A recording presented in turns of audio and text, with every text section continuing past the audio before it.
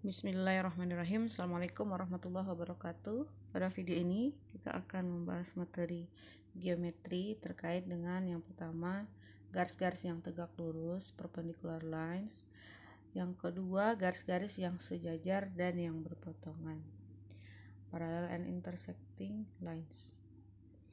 Nah, pertama untuk garis-garis yang tegak lurus kita lihat definisi dulu ya.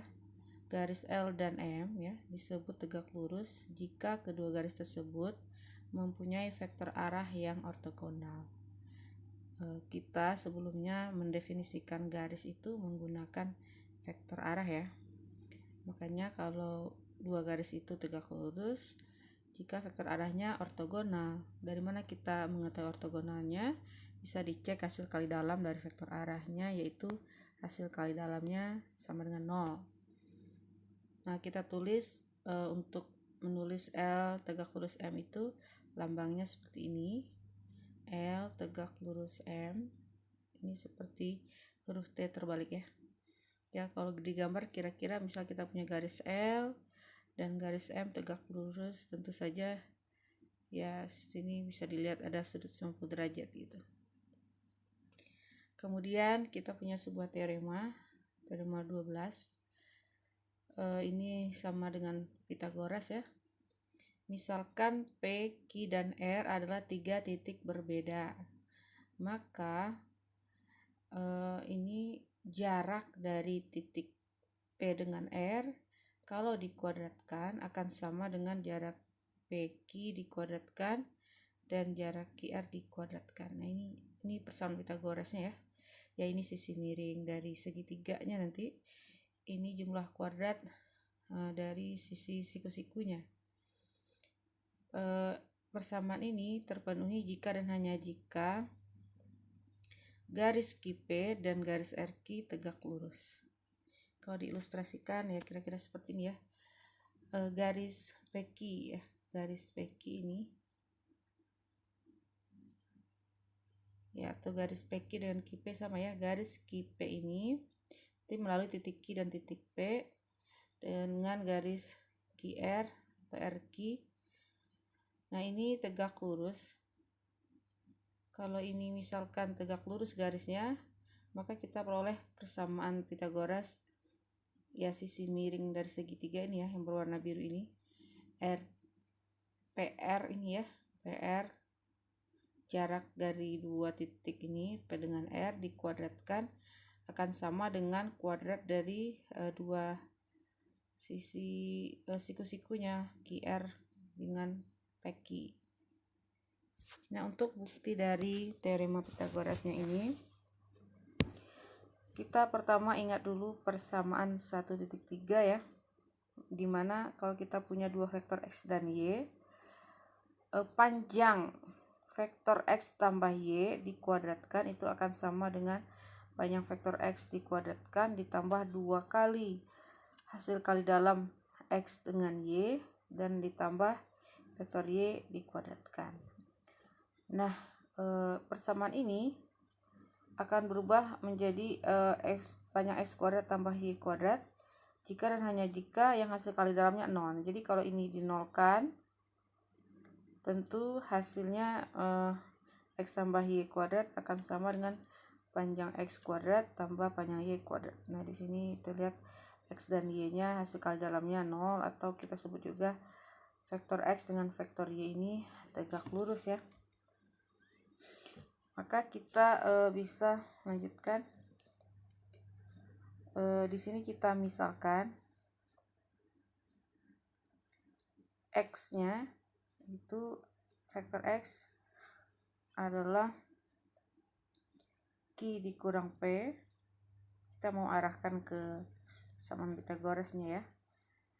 Dan Y-nya kita misalkan sebagai R dikurang Q. Maka kalau kita tambah ya, X tambah Y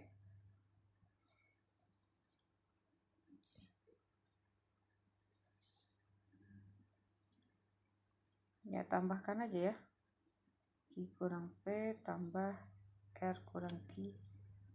Jadi Q nya ini sama dengan R min P. karena Q-nya habis dikurangi. Jadi X plus Y sama dengan R dikurang P, sehingga kalau kita gunakan yang persamaan tadi, X plus Y ya kuadrat, panjang X kuadrat, panjang Y kuadrat, itu artinya sama saja dengan X plus Y nya kita ganti R min P kuadrat sama dengan Q min P, panjang yang X kuadratkan tambah panjang Y R min Q kuadratkan ya. Ini tadi punya syarat jika dan hanya jika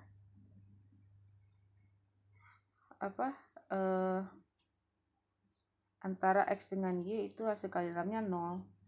Berarti kita ganti aja langsung di sini. Ini sebetulnya nggak perlu kita tulis.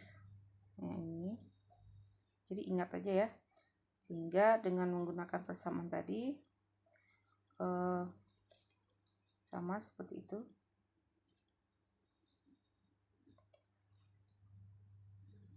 Tadi kita tahu ini syarat yang ini tuh terjadi jika hasil kali dalam XY sama dengan 0.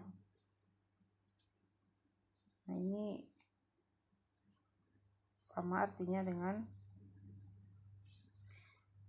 X-nya adalah Q min P, dengan Y R min Q, itu hasil kali dalamnya 0. Jadi yang warna merah ini boleh kita hapus ya. Jadi sudah terbukti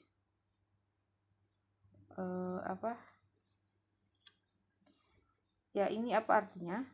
Apa arti dari hasil kali dalam ini sama dengan 0? Artinya kalau Q dikurang P dengan R kurang Q itu hasil kali dalamnya 0, berarti garisnya ya, garis PQ dan QR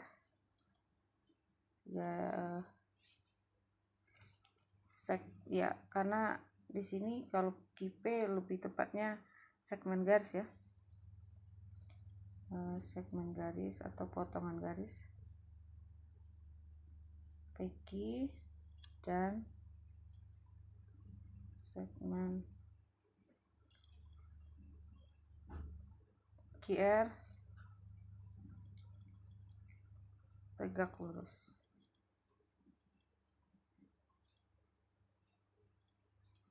Jadi selesai buktinya. Jadi kita peroleh persamaan Pythagoras ini jika dan hanya jika PQ dan QR-nya tegak lurus. Ya, karena kalau udah ada segmen garisnya tegak lurus ya berarti kita bisa bikin garis nanti. Ini segmen garis PQ, lalu ada QR, ini tegak lurus gitu. Ya berarti kita bisa bikin garis PQ gitu ya. Kalau garis PQ kan yang melalui P dan Q, kemudian garis QR. Kalau sudah ada segmen garisnya berarti si garis QR-nya juga bisa mewakili, segmen garis itu mewakili garisnya. Jadi terbukti dari yang diminta oleh teorema 12. Nah, sekarang kita lanjutkan. Setelah teorema 12 tentang Pythagoras, kita punya lagi tentang sifat ya. Garis yang tegak lurus itu punya satu titik persekutuan atau titik potong nanti ya. Kita beri nama teorema 13.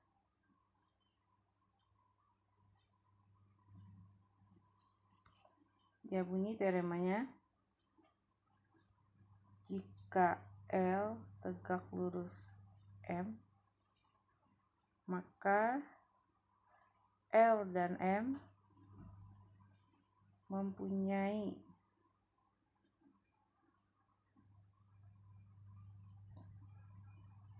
titik persekutuan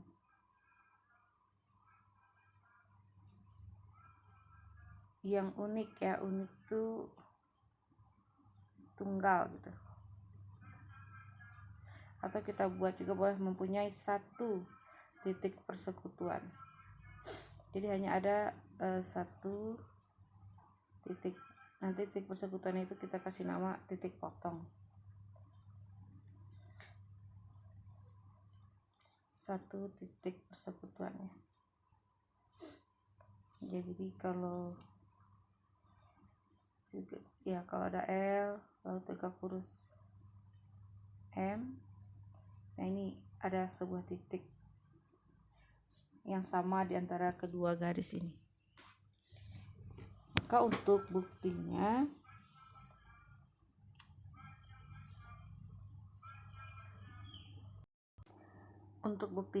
kita misalkan garis L itu sebagai P ditambah arah V. Jadi garis L ini melalui titik P dengan arah vektor arahnya V, dan garis M-nya kita misalkan sebagai Q ditambah vektor arahnya W. Nah, di sini kita asumsikan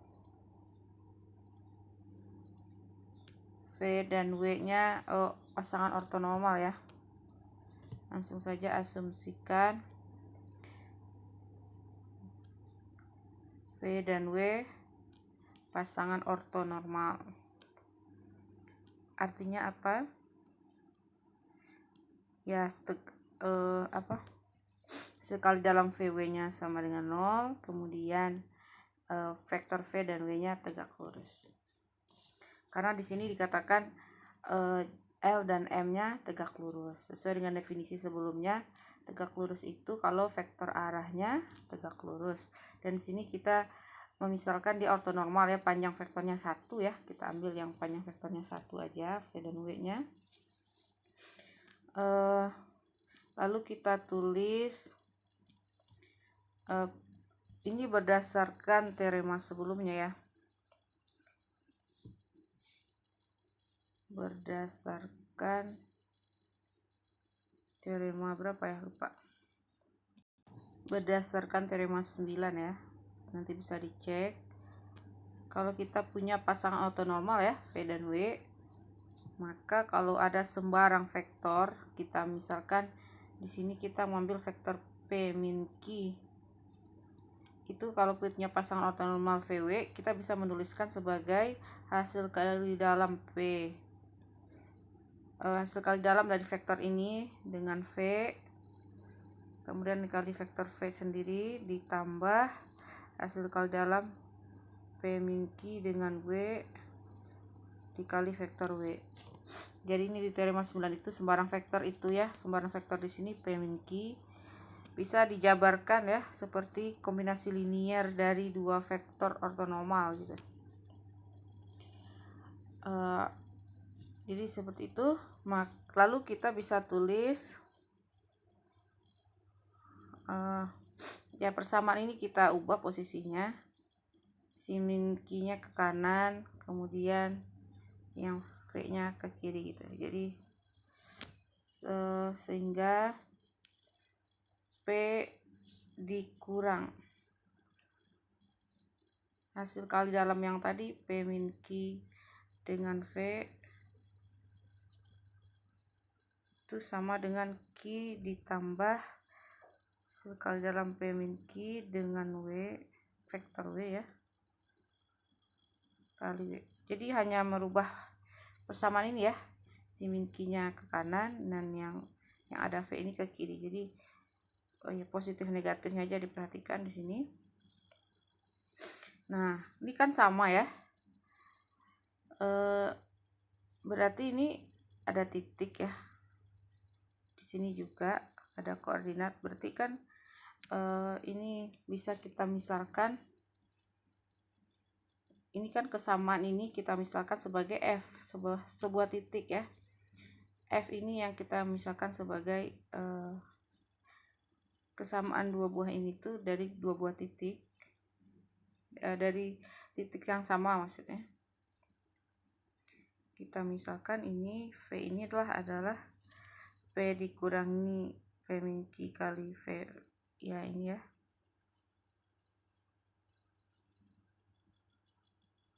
Kita tulis dulu saja. Nah, kita bisa lihat apa artinya F sama dengan ini. Berarti F terletak,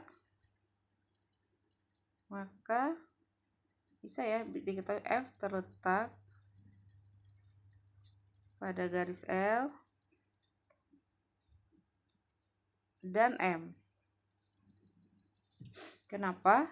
Karena kalau garis L tadi itu persamaannya P ditambah arah V ya. Arah V itu artinya bisa kelipatan dari vektor V. Nah, di sini dilihat P ditambah, di sini berarti ini sebagai kelipatannya ya, suatu skalarnya. Karena hasil kali dalam itu kan bilangan real, nanti suatu perkalian ya, kebetulan ini negatif jadi dikurang. Perkalian skalar dari vektor V. Kemudian F itu juga bisa dinyatakan sebagai titik Q ditambah ini perkalian skalar dari vektor W. Jadi berarti F berada di L ya, dari sini tuh berada di L, dari persamaan yang kanan itu berarti L berada juga di M. Berarti dia berada di kedua garis ini. Apakah F satu-satunya titik perpotongan ya, atau titik persekutuan dari garis L dan M? Yaitu dijamin dari teorema 8. Berdasarkan dari teorema 8, teorema 8 itu mengatakan dua buah garis ya itu punya paling banyak dua buah garis berbeda, paling banyak punya satu titik perpotongan.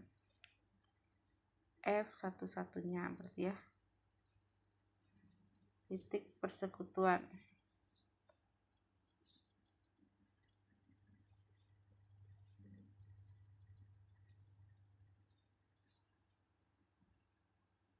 L dan M. Ya, selesai ya.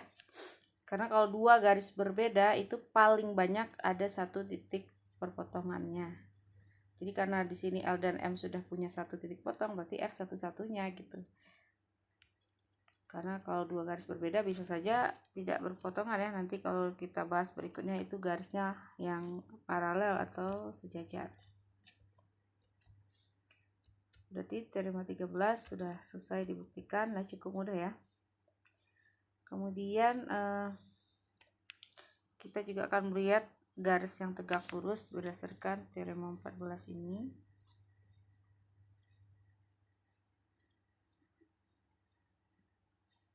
Ya, isinya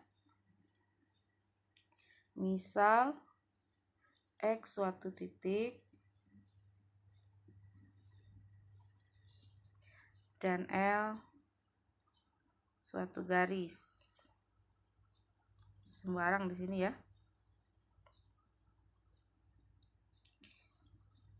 Maka terdapat garis M yang unik. Unik itu maksudnya ya satu saja garis M yang memenuhinya. Yang melalui X dan tegak lurus L.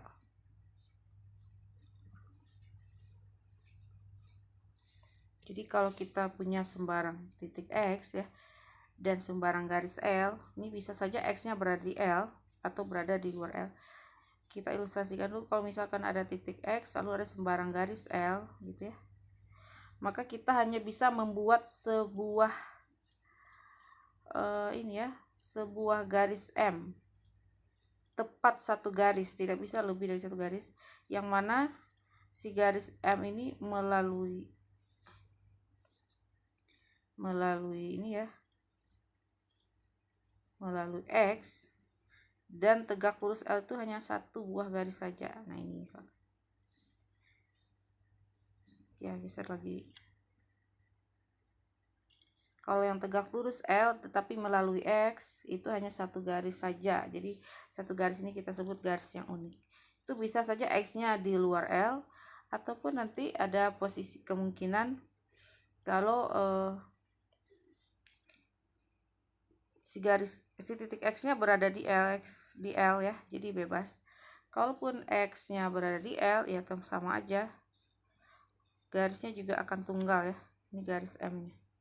Melalui X dan tegak lurus L. Nah, itu yang dimaksud di sini. Ini garis M-nya. Hanya ada satu garis M. Lebih lanjut, jadi teorema 14 ini masih ada sambungannya.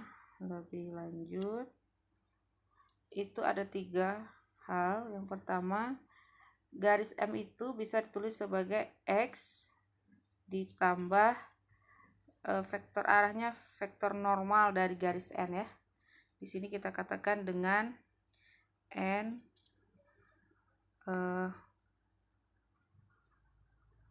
vektor normal satuan. Vektor normal satuan ya panjangnya 1 dari L. Kemudian yang kedua, L dan M berpotongan di titik F. Di titik F, yang mana F-nya bisa dinyatakan sebagai X dikurangi hasil kali dalam X min P dengan vektor N. Ya, ini mirip dengan yang bentuk sebelumnya ya. Karena vektor normal ini kan tegak lurus dengan vektor arah dari vektor arah dari garis L. Jadi kita bisa nyatakan seperti ini.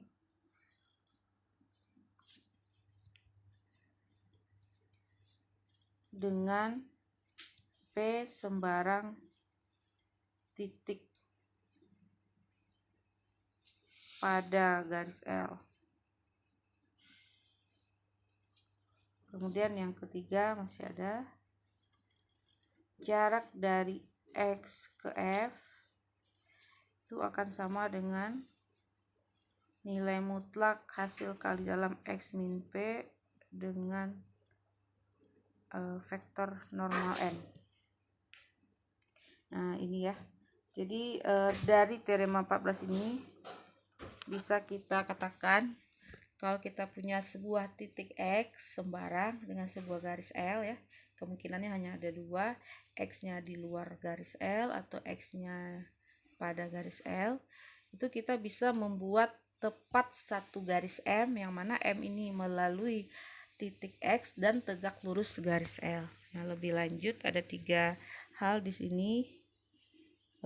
Kita bisa membuat persamaan garis M, yaitu M sama dengan X ditambah vektor normal N ya. N ini vektor normal unit ya, vektor normal satuan dari garis L. Kemudian L dan M itu punya sebuah titik persekutuan atau titik potong yang bisa dinyatakan sebagai, ya ini koordinat titik potongnya bisa X dikurang hasil kali dalam X min P dengan N dikali vektor N. Dengan P sembarang titik pada garis L. Dan yang terakhir, jarak antara titik X dengan F itu bisa sama dengan nilai mutlak ya. Di sini nilai mutlak karena ini adalah hasil kali dalam, bisa saja positif negatif. Untuk jarak itu selalu positif. Nah, di sini dari 2 kemungkinan ini ya, dari yang digambar tadi, yang pertama ini sama artinya ya, kalau di buku itu disebut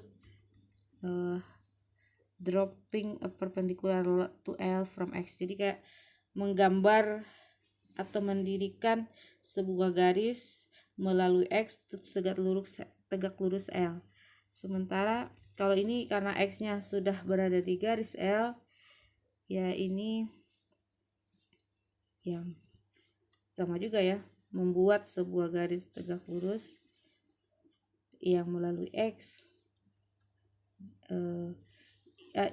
sebuah garis tegak lurus L yang melalui X gitu. Ya, hampir sama sebetulnya. Hanya istilahnya saja ya. Kemudian titik potongnya ini tadi kita kasih nama F ya. Karena ini digunakan di teorema berikutnya. Titik potongnya ini kita kasih nama, kalau seperti ini F. Ya, kalau ini berarti F-nya sama aja dengan si X-nya ya. Karena garisnya berada di si X-nya berada di L. Nah, ini si titik F ini kita sebut juga kalau di buku katanya hasil titik potong antara garis M dengan garis L itu kan adalah titik F. Ya, itu aja ya. Di sini sebut foot F ya, kaki.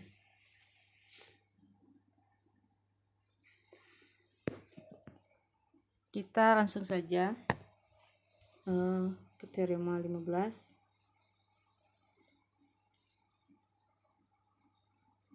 Teorema 14-nya tidak dibuktikan ya. Teorema 15-nya nanti ada buktinya. Misal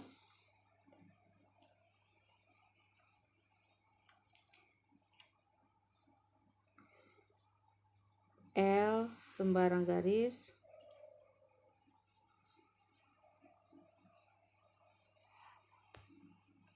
dan X suatu titik di luar L.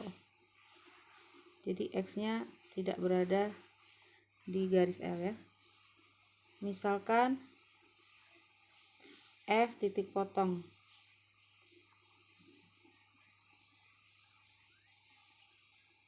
Jadi ini bahasa lainnya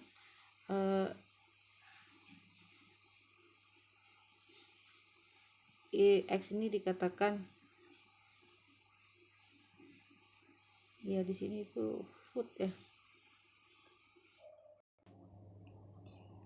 Jadi kalau F adalah kaki dari garis yang tegak lurus dari X ke L ya, atau ya seperti ilustrasi tadi, kalau ada X di sini kemudian dia berada di luar L, terus ada sebuah garis tegak lurus, F ini titik potongnya atau disebut kaki dari garis yang tegak lurus dari X ke L gitu ya. Jadi bahasa lainnya mungkin misal F, kalau teoremanya menggunakan istilah kaki gitu ya, foot. Misal F titik potong aja, titik potong garis yang tegak lurus dari L, dari X ke L, yaitu artinya kita bikin garis yang melalui X tegak lurus L. Nah, titik potongnya itu dinamakan F ya.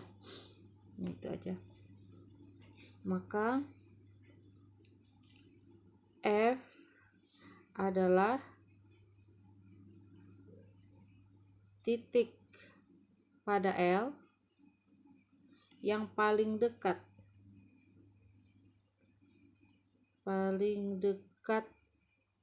ke titik X. Ya, maksudnya kalau ada tadi melalui garis ya, melalui X dan ini tegak lurus L, maka titik F ini itu adalah titik pada L yang paling dekat ke X. Jadi kalau ada titik-titik lain di L, misalnya ada titik G, titik H, ya ini jaraknya ke X. Kita bisa lihat, kita bandingkan ya. Yang paling dekat tentu saja dari F ke X. Jadi titik potong itu merupakan titik terdekat dari garis L ke titik X ya. Jadi kalau ada titik lain di L, misalnya titik G atau H, itu pasti lebih jauh ya ke X-nya. Ya, nanti ini kalau kita dulu belajar di sekolah mungkin jarak titik ke garis ya, jarak titik ke garis. Jadi cari titik yang tegak lurus. Ya, dari X ke F itu kan tegak lurus ya, karena kalau ke X ke G nanti garisnya nggak tegak lurus dengan G, dengan garis L.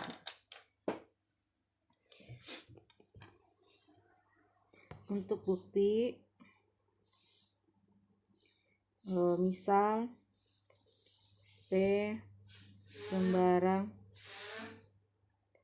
titik pada garis L,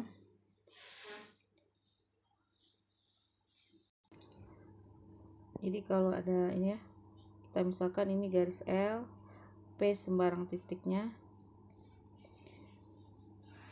kemudian tadi ada titik X yang berpotongan dengan L itu di F ya.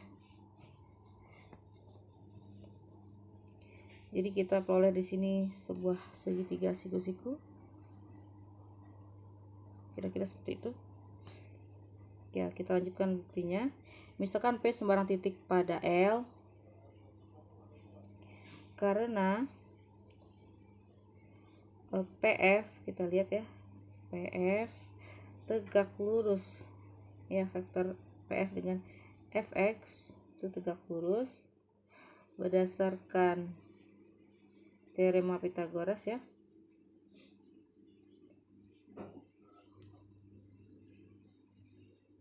Pythagoras ya, teorema Pythagoras. Maka kita punya persamaan X kurang P kuadrat sama dengan X min F, jarak X dengan F kuadrat, ditambah jarak P dengan F.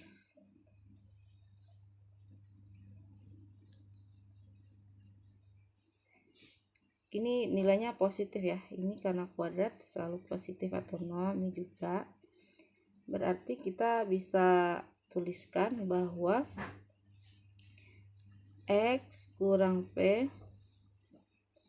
jadi kita katakan sehingga X kurang P itu selalu lebih besar atau sama dengan X min F.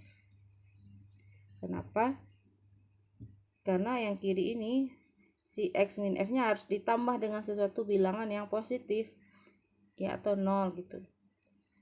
Nah, berarti X min P dikuadratkan tuh lebih besar dari X min F. Kapan kesamaan ini terjadi? Ya, kesamaan terjadi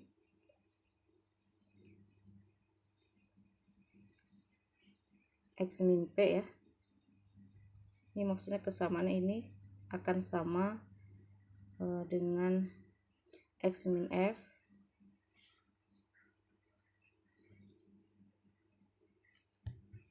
itu terjadi jika dan hanya jika ya, jika dan hanya jika, berarti P nya harus sama dengan titik F.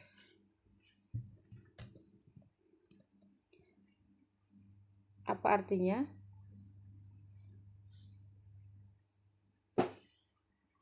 Ya, kalau kita menggeser P nya ke F, ya tadi kan dikatakan X ke F ini adalah yang paling dekat ya. Jadi kalau maksud dari teorema ini, titik potong ini adalah yang terdekat ke X. Jadi kalau ada titik lain ya, ke P gitu, itu akan lebih besar ya. Jadi disimpulkan kalau ada titik lain di L, titik P itu, maka P ke X itu pasti lebih besar daripada X ke F. Lebih besar daripada X ke F. Oke, ini akan selalu lebih besar dan akan sama nilainya jika P sama dengan F. Jadi ini mengatakan bahwa F adalah titik terdekat ke X yang berada di garis L. Ya, artinya sudah selesai bukti ini.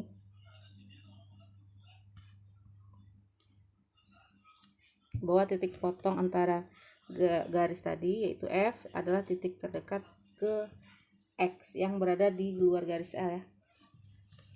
Selanjutnya kita tuliskan sebuah definisi. Bilangan ya, ini jarak D ya, D dalam kurung X, F, ini artinya jarak X ke F disebut ya jarak dari titik X ke garis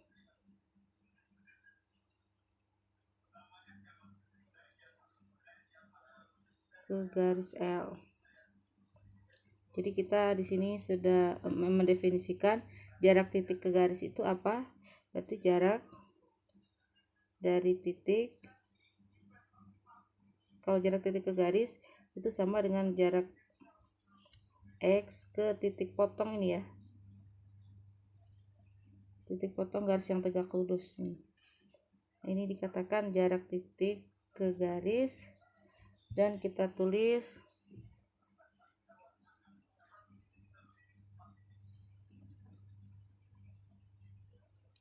jarak X ke L. Jadi kita sudah tahu ya jarak titik ke garis itu yang seperti apa. Jadi sama aja dari jarak X ke F, yang mana F itu adalah kaki dari garis yang tegak lurus melalui X ke L gitu.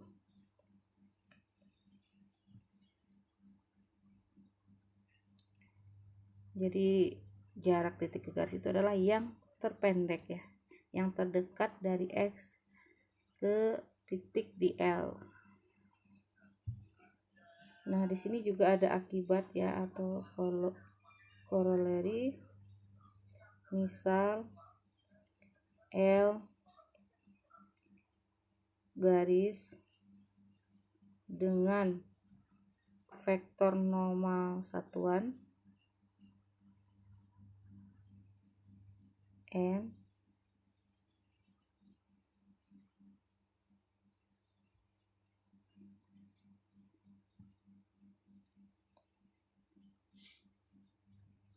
dan X sembarang titik di R2 ya. Jika P sembarang titik di L, maka tadi kita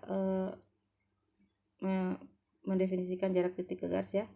Jarak dari titik X ke garis L itu nilainya akan sama dengan nilai mutlak X min P ya, skala dalam X min P dengan vektor normal N.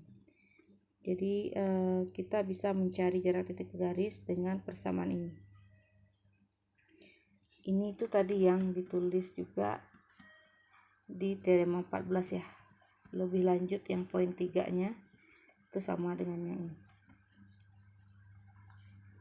Kemudian ada lagi definisi bisektor ya. Jadi seperti ini. Kalau kita punya segmen garis PQ,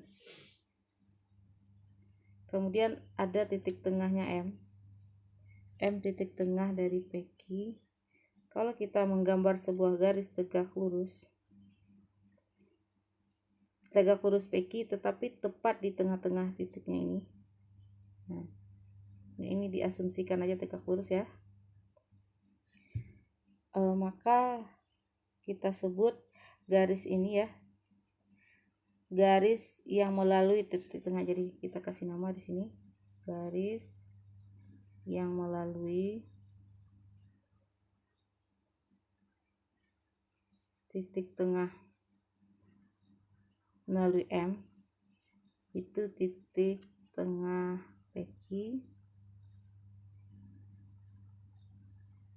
Garis yang melalui M dan tegak lurus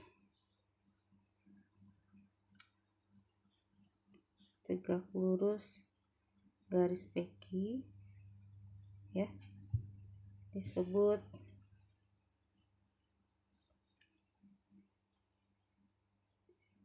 perpendikular bisektor.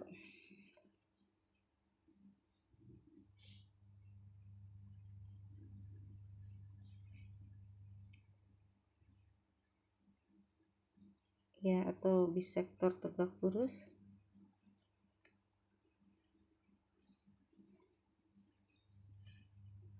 Dari segmen PQ.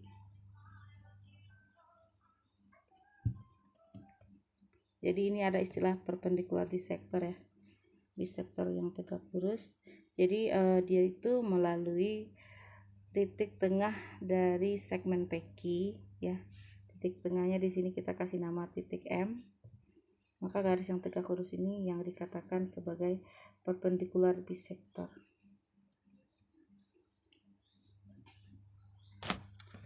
Itu istilah saja.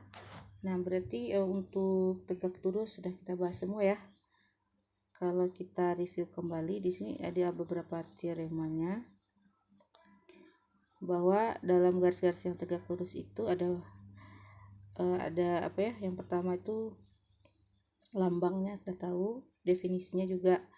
Kalau kedua vektor arahnya tegak lurus atau ortogonal. Kemudian di sini ada teorema Pythagoras ya. Antara 3 titik sembarang itu ada bisa dibuat sebuah teorema Pythagoras itu kalau dua garis QP dengan RQ-nya tegak lurus. Kemudian dari teorema 13 ini kita tahu bahwa dua garis tegak lurus itu hanya punya satu titik persekutuan, tepat ya, tepat satu titik. Kemudian yang teorema 14 ini bahwa dari sebuah titik sembarang dan garis sembarang itu hanya ada satu garis lain, tepat satu garis. Di sini kita kasih nama garis M, yang mana dia melalui X, titik X, dan tegak lurus L. Nah, lebih lanjut ada 3 tambahan di sini ya. Kemudian dari teorema 15 ini, kalau garis yang melalui X dengan tegak lurus L itu punya titik potong yang namanya F, maka F ini adalah yang terdekat ke X. Jadi di sini dibuktikan kalau ada garis titik lain itu pasti lebih jauh ya, lebih besar jaraknya daripada X ke F. Jadi X ke F ini nanti yang disebut sebagai jarak dari titik ke garis itu sama dengan jarak dari X ke F ini. Dan nilai dari jarak titik ke garis itu bisa kita tulis sebagai nilai mutlak dari hasil kali dalam X min P dengan N, dengan P-nya ini sembarang titik yang ada di L, N-nya ini vektor normal satuan dari garis L. Jadi itu inti dari materi ini. Kemudian ada definisi perpendikular bisektor ya. Ini juga garis tegak lurus, cuman sudah diketahui sebuah segmen garis PQ, lalu kalau ada titik tengah dari PQ kita namakan M, maka garis yang tegak lurus melalui M ini kita namakan perpendikular bisektor. Oke, untuk garis yang sejajar dan garis yang berpotongan kita lanjutkan di video bagian kedua. Video ini selesai ya, mudah-mudahan dapat dipahami.